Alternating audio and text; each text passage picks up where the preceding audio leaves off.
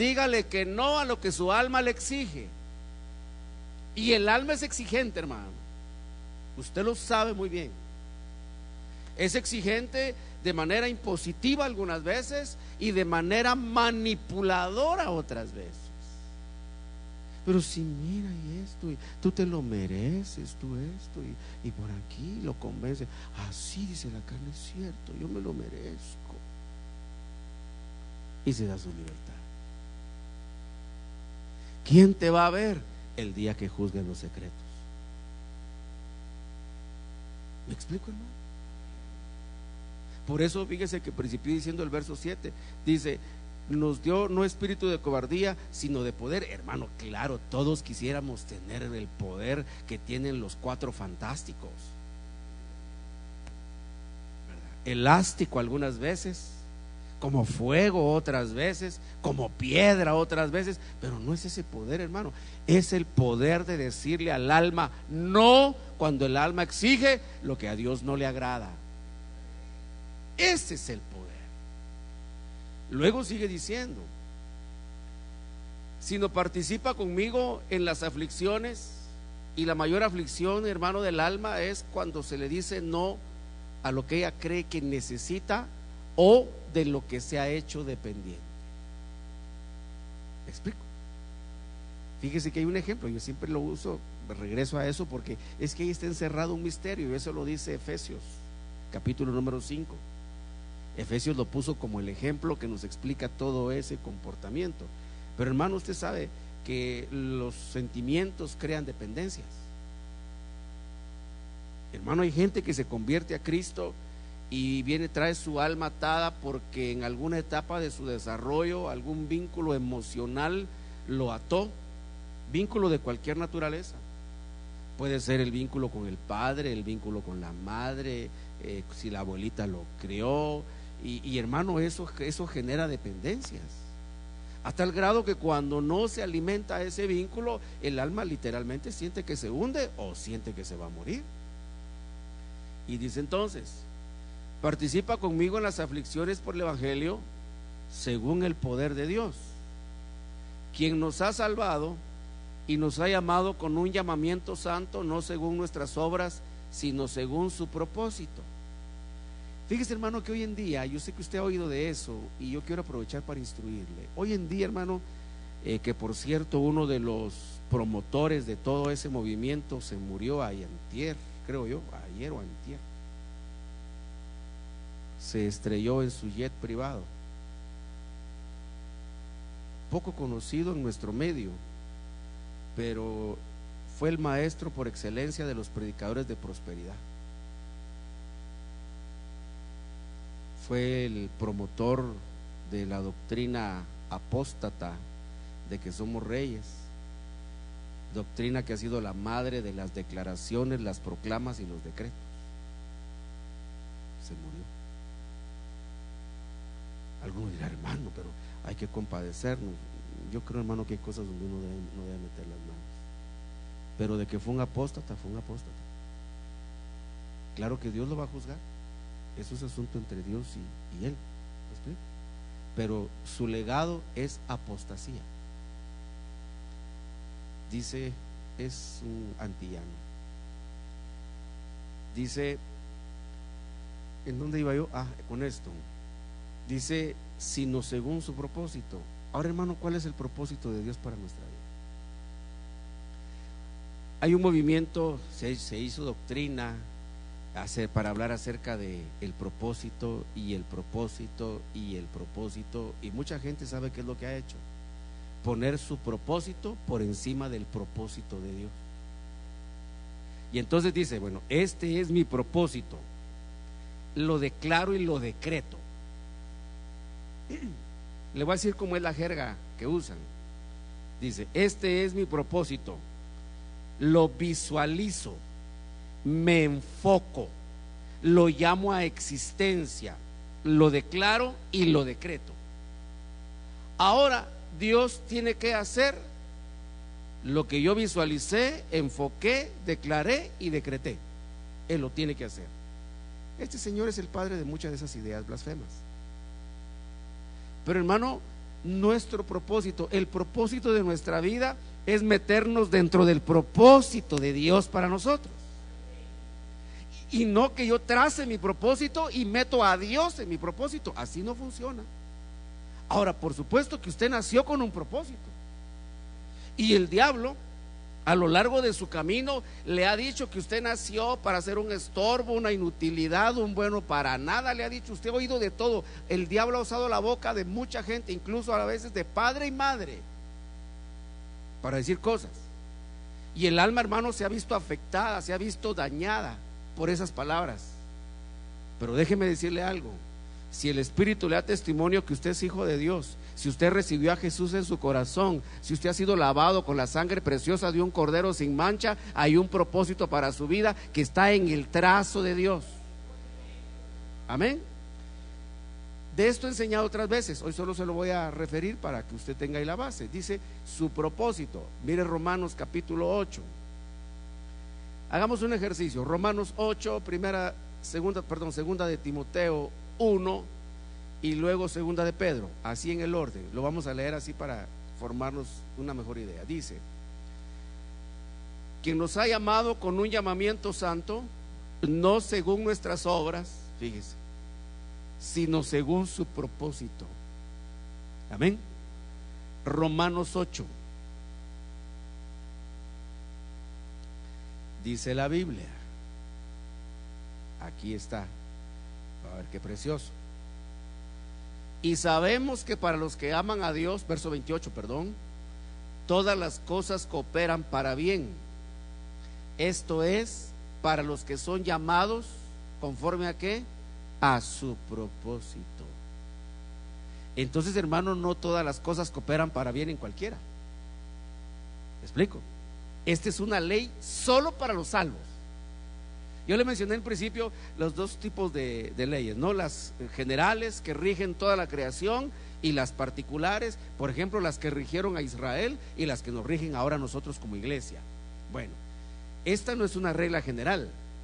Hermano, no cualquiera puede decir y todo coopera para bien. No, no cualquiera puede decir eso. Solo para quienes, los que aman a Dios y han sido llamados conforme a qué dice, hermano, al propósito de quién, al propósito de Dios.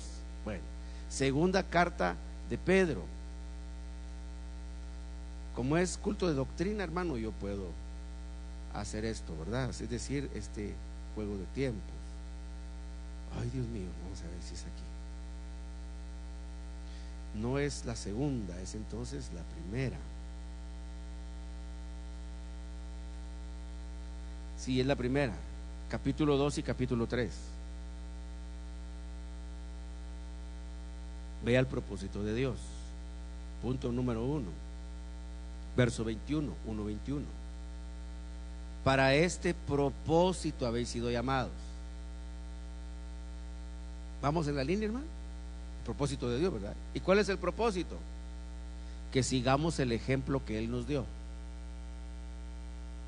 ¿Y cuál es el ejemplo que nos dio? Ah, sí, hermano, multiplicar pan, multiplicar pescado, sanar enfermos, echar fuera demonios, caminar sobre las aguas. No, el propósito que Él nos dejó es, verso 23, si te ultrajan no respondas, cuando padezcas no amenaces, sino que encomiéndate a Dios, porque Él juzga con justicia.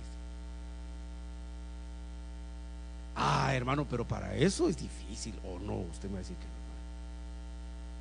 Qué rico fuera el ejemplo que Él siguió. Hermano, subamos a la montaña y nos transfiguramos. No, este es el propósito, la parte 1. ¿Y cuál es la segunda parte del propósito? Dice el verso 8, sigue la misma tónica. Mire, si hace lo primero, vendrá lo segundo. En conclusión, sed todos de un mismo sentir, compasivos, fraternales, misericordiosos y de espíritu humilde, no devolviendo mal por mal o insulto por insulto, sino más bien bendiciendo, porque fuisteis llamados con el propósito de heredar bendición. Amén. Regresemos ahora a la segunda carta de Pablo a Timoteo. Entonces viene ahora Pablo y dice que Él nos ha llamado, dice, según su propósito. Entonces, hermanos, ser constante en el Señor, ser perseverante en el Señor, es no salirnos de su propósito. No sé si ahora sí me explico mejor. Me doy a entender, hermano. No es solamente, hermano, tener una vida, como llamamos nosotros, cristiana o espiritual, sino que podamos discernir. Y por supuesto que los dos puntos que le mencioné antes, hermanos, se despliegan en una serie de cosas interesantísimas. Algunas ya las he enseñado, las he predicado. Ya no me recuerdo ni a quién ni en qué momento acá en la iglesia, pero sí me recuerdo que ya lo he enseñado algo de esto. Entonces, hermano, ser perseverante en el Señor, ser constante, es no salirse de su propósito, no del suyo, del propósito de Dios para su vida. Entonces, hermano, uno debe con cierta frecuencia, y por qué no decirlo hasta con cierta insistencia, preguntar: Señor, ¿cómo aplico tu propósito en mi vida? Porque, hermano, cuando uno se mete en esa línea, todas aquellas palabras negativas que el alma oyó o que ha oído, que le han atado a la inutilidad, al menosprecio, a la estima baja, a un concepto de uno mismo, hermano, denigrado, que en muchos aspectos es lo que produce equilibrio en el corazón. Porque, hermano, cuando uno sabe quién uno es, conoce de dónde viene y conoce para dónde va. ¿Y sabe cómo se llama eso? Identidad. Dice la Biblia que Jesús, cuando se recluyó con los discípulos para lo que conocemos como la Santa Cena o la Última Cena, o el nombre que le querramos poner, bíblico por supuesto, díjole esas palabras: porque yo sé de dónde vengo y sé para dónde voy. ¿Me explico, hermano? ¿Usted sabe para dónde va? ¿A dónde va? ¿A dónde va Vicente? ¿Para dónde va usted, hermano? A las moradas celestiales. Alguien le dirá loco, todo lo que le querrán decir. Sufra padecimiento, sufra oprobio por el nombre de Cristo, pero no se avergüence de dar testimonio que usted es cristiano. Amén. Ni que tiene autoridad espiritual. Eso le gusta menos, no importa. Poco a poco el Espíritu Santo lo va a ir ayudando a que acepte esa realidad. Dice entonces, fíjese qué interesante: no según nuestras obras, sino según su propósito. Aquí viene el segundo aspecto, dice: y según la gracia. Entonces Dios estableció un propósito y luego hizo de la gracia el vehículo para colocarnos en su propósito. Le voy a anticipar algo que viene un poquito más adelante, pero le voy a anticipar esta idea. Por ejemplo, en el propósito de Dios, hermano, estaba salvarlo a usted, y Dios tenía dos vías para salvarlo: o lo metía por el reino o lo metía por la iglesia. Pero existían las dos posibilidades: de que usted entrara por Israel o que entrara por la iglesia. Cuando yo llego a ese punto, hermano, llego a esa bifurcación espiritual, debo decirle, hermano, que mi corazón es llamado a perplejidad. Porque yo digo, hermano, hubiera sido glorioso, por ejemplo, que usted hubiese sido un aaronita y que hubiera tenido la oportunidad de ministrar en el tabernáculo de Dios. ¿Sí o no? Pero viene el Señor, hermano, y dijo: no, no lo voy a mandar por Israel, lo voy a mandar por la iglesia. Y entonces vino usted, si hubiera nacido por Israel, usted nace de un linaje selecto, terrenalmente hablando. Porque, hermano, Israel sigue siendo hasta hoy en día el linaje que tiene la mayor inteligencia que ha pisado este planeta. Mire, la gente que nace por ahí, hermano, es gente que pasa recogiendo un caudal de conocimiento, y se dice, no sé hasta dónde sea verdad, pero me sospecho que sí, hermano, se dice: no hay judío pobre. porque hermanos, son tremendos. Les iba a contar un chiste, pero otro día se lo cuento. Pero vino Dios y dijo: no, a este mejor lo voy a mandar, o sea, usted lo voy a mandar por la iglesia. Y entonces nació de un linaje no selecto. Es más, hermano, quizá usted ni siquiera sabe quién fue su papá. Pero lo importante no es cómo empezó, sino dónde va a terminar. En esta carrera, hermano, no es importante cómo empezamos, sino dónde vamos a terminar. Y oiga lo que dice la Biblia: lo peor del mundo vino a descubrirse que era lo escogido de Dios, de todo linaje, de toda lengua, de toda raza. Hermano, nuestros ancestros, se lo he dicho otras veces, nuestros antepasados, hermano, le dijeron a la piedra: tú eres mi Dios, y le dijeron al leño: tú eres mi Padre. Quizá algunos de nosotros mismos, hermanos, nos arrodillamos delante de alguna imagen. Quizá usted, hermano, cargó, y eso sí no lo hice, quizá usted alguna vez cargó ahí alguna cosa pensando que con eso agradaba a Dios.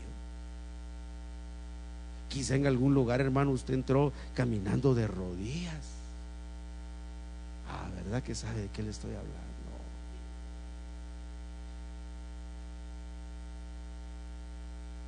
Y salía caminando de rodillas. Todo eso lo perdonó el Señor y nos reveló a Jesucristo, ante el cual se doblará toda rodilla y toda lengua confesará que es Señor, para gloria de Dios el Padre. Bendito sea su nombre santo. Entonces fíjese, viene Dios y pone un propósito. Dice: ¿cuál es el propósito? ¿Este lo hago judío o lo hago gentil? Y dijo Dios: que sea gentil. Y nos dio, fíjese, la oportunidad de conocer un regalo que Él tuvo guardado por siglos. Hermano, para que un hombre de la estatura rabínica de Pablo, de su escuela rabínica, de su linaje rabínico, como él mismo lo testifica, asimilara lo que Dios estaba haciendo, necesitó 3 años de discipulado. No un discipulado recibido por otro ser humano. No, él ya era discípulo de una de las grandes luminarias de su pueblo, pero ahora lo tomó Cristo y lo discipuló personalmente. Por eso cuando él dice: yo sé en quién he creído, porque él encontró, o le fue revelado y le fue mostrado, que un lado del cuerpo místico de Cristo no era judío, sino que era gentil. Y yo no sé, hermano, tengo la impresión, yo no me atrevo a decir qué lado, si el izquierdo o el derecho, según lo querramos ver, ¿no? Pero luego vino y descubrió otra cosa más, que del lado gentil, asumiendo que fuera este lado, del lado gentil había una costilla que llegaría a ser esposa. Hermanos, si a Pablo le llevó 3 años asimilar esa verdad, nosotros, y por eso luego escribió sendas cartas apostólicas, hermano, para, guiado por el Espíritu Santo, enseñarnos ese misterio. Entonces vino el Señor y dijo: yo se lo voy a poner un poquito más chapín, ¿no? Dijo: este tiene cara de gentil.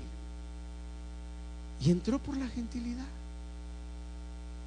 Quizá despreciado, menospreciado, abandonado. Quizá su papá, cuando supo que usted iba a nacer, agarró sus maletas y se fue lo más lejos que podía. O quizá lo abandonó cuando usted era bebé, cuando era niño, cuando más lo necesitaba, no estuvo cuando usted recibió el diploma de sexto primaria.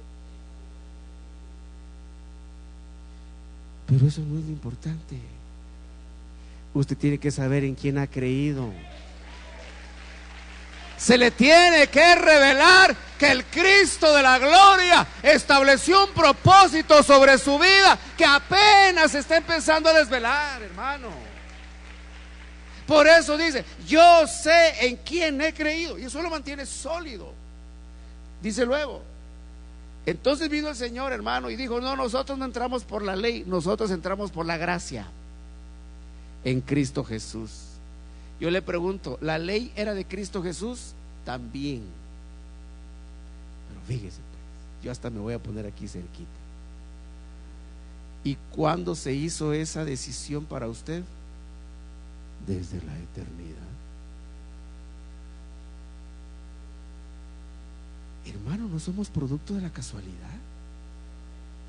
No somos algo así como, aunque sea estos. No. Desde la eternidad Dios tiene un propósito para su vida. Entonces, amado hermano, preciosito de mi corazón, no se salga del propósito de Dios. No quiera meter a Dios en su capricho. No quiera meter a Dios en su ocurrencia, en su necedad. Tiene que ser como usted dice. No, hermano. Métase usted en el propósito. Le voy a decir por qué. Porque ese propósito, hermano, es como una línea y no es flexible, es un trazo rígido. ¿Desde dónde viene? Desde la eternidad. Hermano, ¿y cómo hago para entender más esto? Tiene que conocer en quién ha creído. ¿Y dónde va a conocer eso? Buscando a Dios. Oración, ayuno, palabra de Dios, culto a Dios. Sigue diciendo. Y que ahora dice, es decir, en este ayón. En la Biblia, hermano, la forma de medir el tiempo es un poco diferente a como la medimos los seres humanos. Y las épocas de Dios, de las cuales se dice en más de una parte, habla de periodos de tiempo. Nosotros estamos en el ahora de Dios. ¿Y cuánto abarca el ahora de Dios? Hebreos capítulo número 3. Mientras se dice hoy. Y luego usted nota que ahí lo que se está explicando, que ese es el reposo de Dios. Revisémoslo para que usted tenga toda la base, hermano. A mí me gusta que usted tenga su sustento escritural. Capítulo 4, perdón, no es el 3. Dice, sí es el 3. Mire el verso 14. Porque somos hechos partícipes de Cristo, si es que retenemos firme. ¿Hasta cuándo? Hasta el fin. ¿El fin de qué? El fin del ahora de Dios. El fin, el propósito de nuestra seguridad. En cuanto se dice, si oís hoy su voz, no endurezcáis vuestros corazones como en la provocación. Esto es en Meriba. Luego dice, porque quienes habiendo oído le provocaron, ¿acaso no fueron todos los que salieron de Egipto guiados por Moisés? ¿Y con quienes se disgustó por 40 años? ¿No fue con aquellos que pecaron, cuyos cuerpos cayeron en el desierto? Verso 18. ¿Y a quienes juró que no entrarían en su reposo, sino a los que fueron desobedientes? ¿Qué le pasó entonces a Israel, hermano? Que no entendió el ahora de Dios. Regresamos a nuestro texto. Usted sigue leyendo y lo que sigue más adelante, el capítulo 4 es el reposo de Dios. Puede leer el 3 también usted para tener panorama. Segundo de Timoteo dice entonces, y que ahora, estoy en el verso 10, Hebreos 1, 10, y que ahora, es decir, en este ayón de tiempo. ¿Y cuánto dura un ayón? Pues un ayón solamente tiene la duración de tiempo que es importante para Dios para lograr su propósito. ¿Cuándo empezó este ahora de Dios? 1:10 de segunda de Timoteo. Fíjese pues, me mareaste, muchachita. Dice, y que ahora. ¿Cuándo empezó ese ahora? El día que Cristo resucitó. ¿Y cuándo va a terminar ese ahora? El día que usted y yo seamos arrebatados. Entonces, Los periodos de tiempo de Dios, hermano, en ellos Dios pone un propósito, como lo que recién traté de explicarle. Lo que ese propósito no logre alcanzar dentro de su periodo de tiempo, quiero que le ponga atención a lo que le estoy diciendo, hermano, por favor. Lo que ese propósito de Dios, o en quien no se cumple ese propósito de Dios en ese periodo de tiempo, se queda para el siguiente ayón. ¿Y cómo arranca el siguiente ayón? Con tribulación. Entonces, ahora hay un propósito de Dios perdón, definido. Ya se lo bosquejé, aunque rapidito, porque no entré en mayor detalle. Pero dice, y ahora dice, ha sido manifestada, es decir, la gracia de Dios ha sido manifestada. ¿Cuándo principia la gracia? El día que Cristo resucitó. ¿Cuándo termina? El día que la iglesia sea arrebatada. No toda la iglesia, solamente los que dieron la medida. ¿Amén? Dice, y ahora ha sido manifestada por la aparición de nuestro Salvador Cristo Jesús. Ahora fíjese pues, para que la gracia pudiera tener efecto tenían que suceder tres cosas. Aquí lo dice, voy a aprovechar que estoy acá. Hermano, la gracia no podría ser real si no se hubiera abolido la muerte. Abolir es dejar en desuso. Ya no funciona. Ejemplos, los movimientos que en tiempo pasado abolieron, por ejemplo, la esclavitud.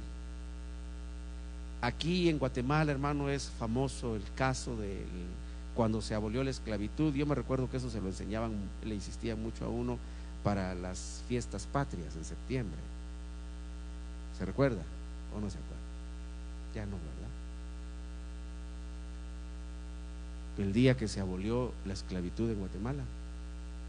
Y fíjese, cuando queda abolido esa forma de esclavitud, ya es un delito el que la vuelva a practicar. Amén. Es en Estados Unidos, eso es muy famoso, el movimiento que provocó las libertades sociales, se le llama, hermano. Cuando se abolió la esclavitud, allá es un poquito más marcado, ¿verdad?, la raza de color, y ya no se podía vender ni comprar esclavos, pero había gente tan acostumbrada a la esclavitud que no se lograban adaptar a la nueva forma de vida. Ahora, ¿qué fue lo que Cristo abolió? La muerte. Y abolir quiere decir, hermano, que la muerte ya no tiene derecho sobre nosotros si no pecamos. Pero como pecamos, ahí anda el acecho, ahí anda detrás de mí. Pero la muerte se descompone o se compone quizá en tres partes. La muerte como una región espiritual en donde están todos los que han muerto, salvos y no salvos. Para explicarlo un poco mejor, este es un seno. Y hermano, uno se pregunta, porque la Biblia nos da a entender que eso está en el corazón de la tierra. Y uno se pregunta, o gente se pregunta, ¿cómo es posible que va a caber tanta gente ahí abajo? ¿Sabe, hermano, que aún una estrella que sea más grande que nuestro sol, por poner un parámetro, una estrella que fuera 10 veces más grande que nuestro sol, si se le somete a una presión muy grande, se puede reducir al tamaño de la cabeza de un alfiler? Eso físicamente es demostrable. Eso está pasando en el universo más de lo que uno se imagina. En este preciso momento, hermano, hay estrellas que están siendo sometidas a mucha presión y reducidas. Imagínense de qué tamaño es el sol. No sé si ha tenido usted oportunidad de ver esos cuadros comparativos en donde se ve a la Tierra y el tamaño del sol. Una estrella más grande, 10 veces más grande que nuestro sol, puede reducirse bajo esa presión, hermano, a un espacio muy chiquitito. Entonces la muerte es una región, es un seno donde están salvos y perdidos. La muerte es un personaje que monta un caballo negro. que a mitad de la noche relinchan, hermano.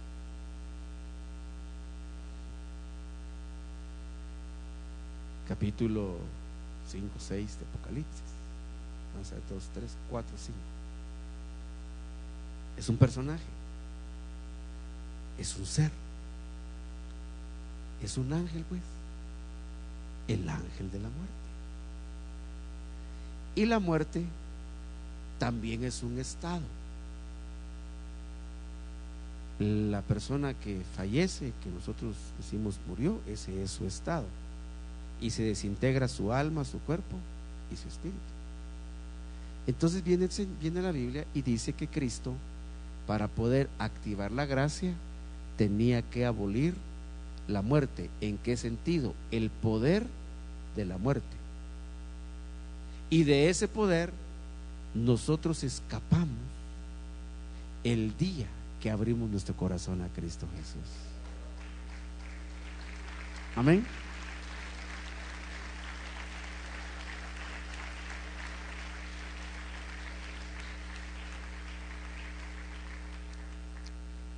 Lo otro que tenía que suceder es que, aboliendo la muerte, Él podía sacar a la luz la vida y la inmortalidad por medio del Evangelio.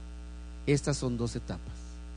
En este momento, usted, hermano, levante la mano. ¿Cuántos son cristianos? Salvos por la gracia de Dios, bendito su nombre. Usted tiene la vida, porque el que tiene al Hijo tiene la vida. Amén. Pero usted todavía no es inmortal. Todavía se puede morir. Amén. De eso aprendemos la próxima. Usted ya tiene vida, pero no inmortalidad. Por eso no hay que jugar con fuego, porque se puede uno quemar. ¿Me he logrado explicar, hermano? Por favor, déle usted una ofrenda de palmas al Señor Jesucristo.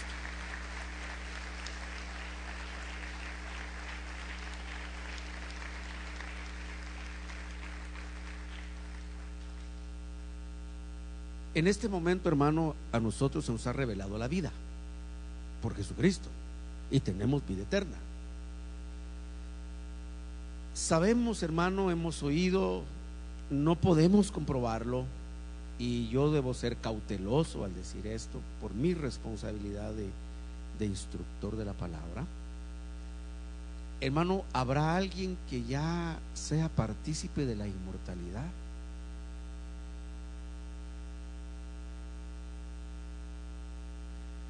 Existe, hermano, la idea, una enseñanza que nunca se estableció como una doctrina, sino solamente como una posibilidad por textos de la palabra, que por ejemplo Pablo no murió. Y yo le soy bien honesto, o sea, si lo veo desde un punto de vista estudiando, analizando ciertos pasajes, yo diría, bueno, eso tiene sentido, no lo podemos demostrar. Pero ¿qué significa ser inmortal? Inmortal, hermano, es que el cuerpo sea transformado para que el pecado ya no lo pueda tocar. Pero así como estamos en este momento, hermano, todavía somos cafeciables. ¿Sí o no? Todavía, incluyendo consomé y sanguchitos. No somos inmortales, pero ya tenemos la vida. ¿Amén? Ahora, el propósito de Dios, ¿cuál es? Deduzcámoslo de todo lo que hemos leído, que nosotros seamos inmortales. Fíjese que nuestro himno nacional reza esa estrofa tan encendida en ardor patrio, ¿verdad? Guatemala, tu nombre inmortal. Quiera Dios, hermano, que entre las naciones salvas desfile Guatemala. Nunca hemos desfilado en un mundial, pero quiera Dios que ahí sí, hermano. Pero le voy a decir algo más. Si Guatemala llega a desfilar entre las naciones salvas, usted no va a ir ahí, porque usted y yo tenemos una patria celestial. Nuestra ciudadanía está en los cielos. Allá está nuestra ciudadanía.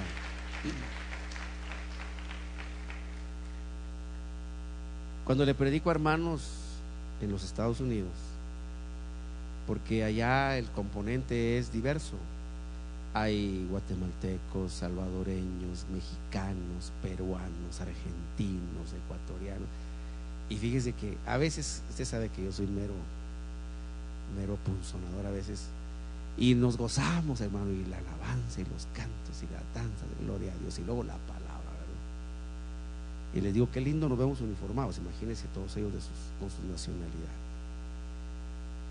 Qué lindo nos vemos así uniformados, todos como cristianos, ¿verdad? Pero ¿cuál es la mejor selección de fútbol? Y allá se miran unos con otros, ¿verdad? No hay costarricenses, hay argentinos, mexicanos, guatemaltecos, salvadoreños. Y les digo a ellos, eso es para que nos demos cuenta de las barreras que tenemos que aprender a superar. Porque como cristianos, hermanos, eso ya no existe. Y eso, creo yo, es un daño que le hace a la vida del cristiano mantener ese arraigo. Aquí no se nota, porque aquí todos le vamos al mismo. Pero allá sí se nota la diferencia. Allá sí. Había una vez, me recuerdo, unos hermanos brasileños, y cuando Brasil perdió el mundial 3-0 con no sé quién, con Francia, creo que fue, ¿sabe cómo saludaban al hermano? Decían, ¿qué tal, hermano? Le decían, ¿qué tal?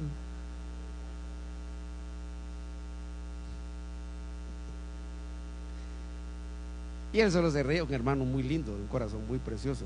Siempre que me lo encuentro dice, yo soy chapín, dice él. Dice, yo nací en Brasil, pero mi espíritu es chapín, dice él. Voy a ir a conocer mi país, dice él, porque le gusta mucho la palabra de ese muchacho. Entonces, hermano, nosotros tenemos una ciudadanía que está en los cielos. Aquel corito precioso de antaño, ¿verdad? ¿Cómo es que dice? ¿Se recuerda? Que tenemos una patria, ¿cómo es que dice? Una patria celestial. Ya no mucho me acuerdo, ¿verdad? Mejor ni la canta, no va a ser que me salga otra que no tiene nada que ver con el evangelio. Y es que pasa, es de que un hermano que algunos de acá lo conocen, cuando él se convirtió, el canche lo conoce bien. Cuando él se convirtió, esto ya no queda grave. Cuando él se convirtió, pues se supo, se había convertido de hermano, pues de músico. Y entonces en un culto el pastor, creo yo, falto de sabiduría, ahora ya se convirtió, hermano, pase y ministre el teclado. Y él lo testificó, por eso lo hablo yo públicamente. Decía, fíjese que yo me puse a tocar y yo sentía que estaba tocado por el Señor y estaba tocando Amada Amante, dice. Porque sus miembros todavía eran esclavos del pecado. Tiene que haber una liberación de ese poder. Y en la medida que ese poder de Dios va liberando nuestros miembros, la vida de Cristo es más real. Y oiga, por favor, hermano, y nos acercamos a la inmortalidad. ¿Sabe cuál es la iglesia que será arrebatada? La que esté así, mire, a un paso de tocar la inmortalidad.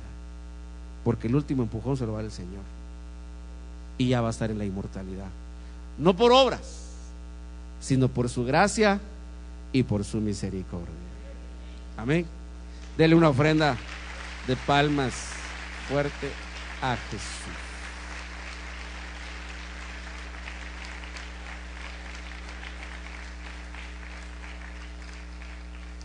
Pongámonos de pie.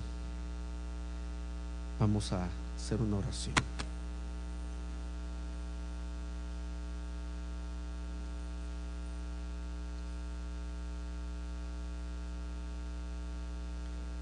Cierre sus ojos y nunca olvide, hermano, que es por su gracia y por su amor.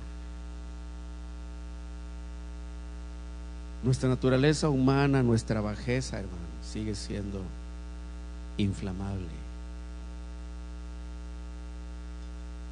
Nuestra constancia en Cristo dependerá de cuánto conozcamos a aquel que nos ha hecho salvos. La Biblia dice que como cristianos debemos crecer en el conocimiento de quién es nuestro Salvador. Levante sus manos al Señor.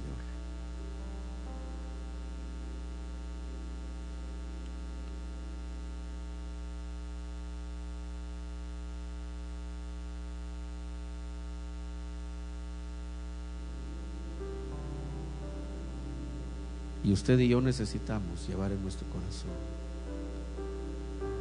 el poder de su palabra.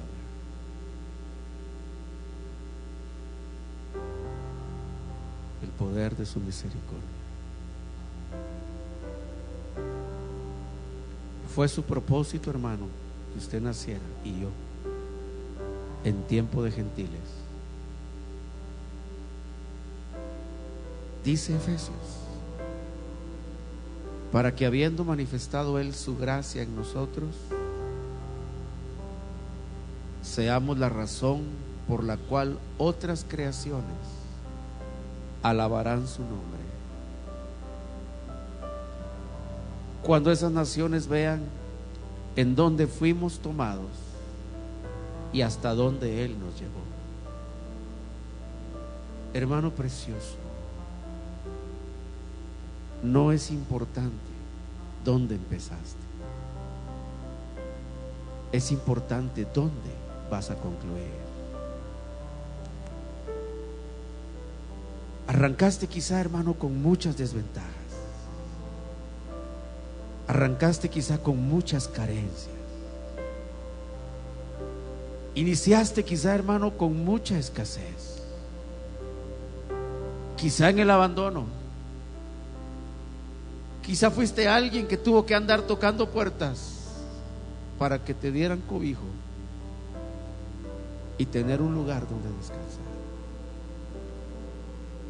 Pero desde el día que Cristo te alcanzó, hay un propósito para tu vida. Solo dile: Señor, yo no quiero salirme de tu propósito. Renuncio a mis planes y proyectos personales para ajustarme, Señor, al trazo de tu llamamiento en Cristo Jesús. Oh, sí, Señor, en el nombre de Jesús.